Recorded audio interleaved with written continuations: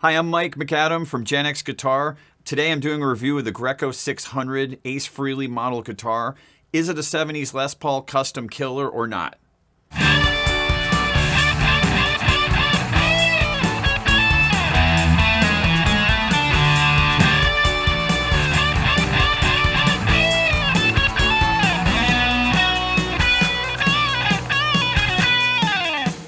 So I recently acquired this instrument when I was going to pick up a repair at a local crack den, music store. And I have a little bit of a history with the lawsuit era Japanese guitars from the 70s and early 80s.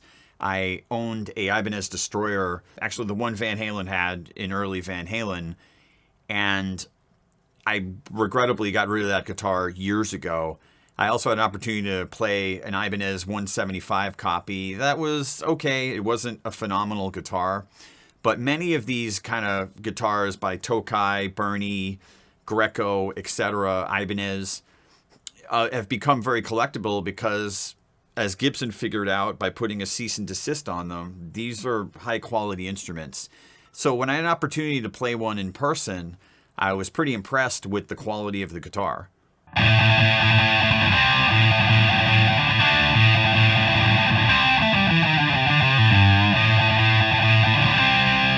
So the good news about this guitar is I was pretty familiar with it because a friend of mine has a 74 Sunburst Les Paul Custom. It doesn't have the Ace Frehley mods to it, but it's basically the same guitar. So it has the slimmer neck profile that was pretty characteristic of that era.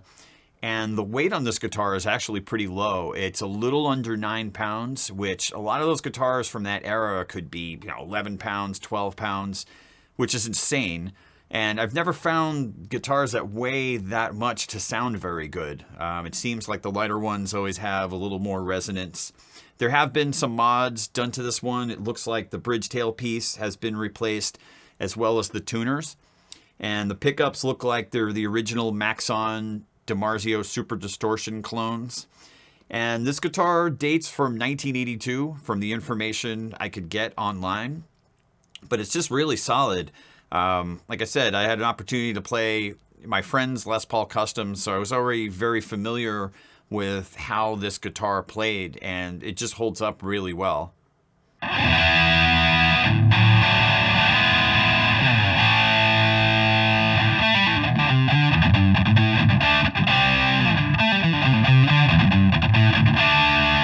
So as I mentioned before, these are Maxon DiMarzio Super Distortion clone pickups.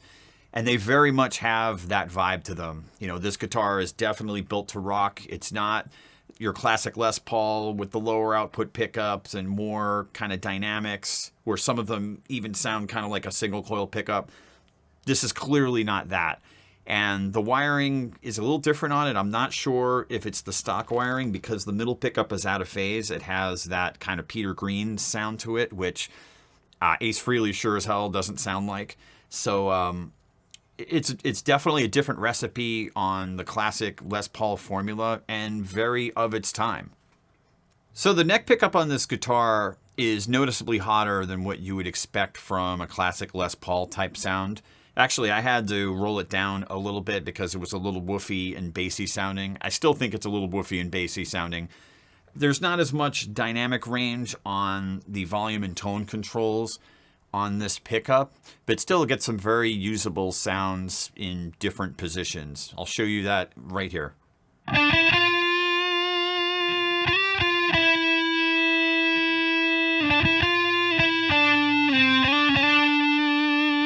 So this middle pickup, again, I think it's not the stock wiring. Somebody might have changed it at some point, but it has that out of phase type sound. It's a little mismatched on this guitar. I don't think it sounds particularly great. Tell me in the comments section whether you like it or not, but here's an example of it right here. Check it out.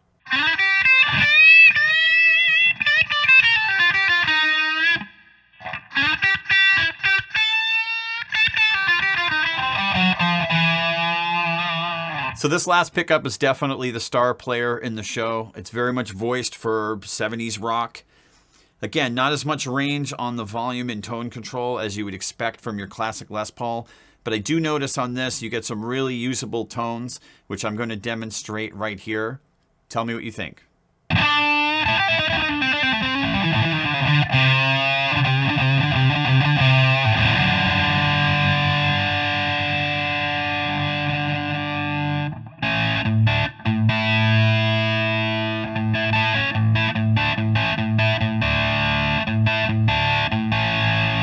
So is this guitar a Les Paul Custom killer? I would say in my estimation, yes. Now I understand that a lot of people, it's worth something to have the Gibson logo on the headstock, but if you just want a great playing guitar that captures that vibe, this is definitely it. Considering some of the prices that a lot of the 70s Les Pauls are starting to go for now, this is definitely an instrument you want to take a look at. It punches above its weight, and I just think it's a great value.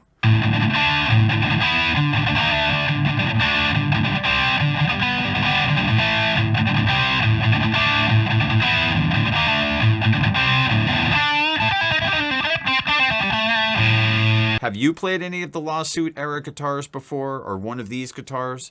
What was your experience? Tell us in the comments below. Which pickup did you like the best? Thank you for watching the video. Like, comment, subscribe, share, argue, whatever you want to do, but I will see you in the next video.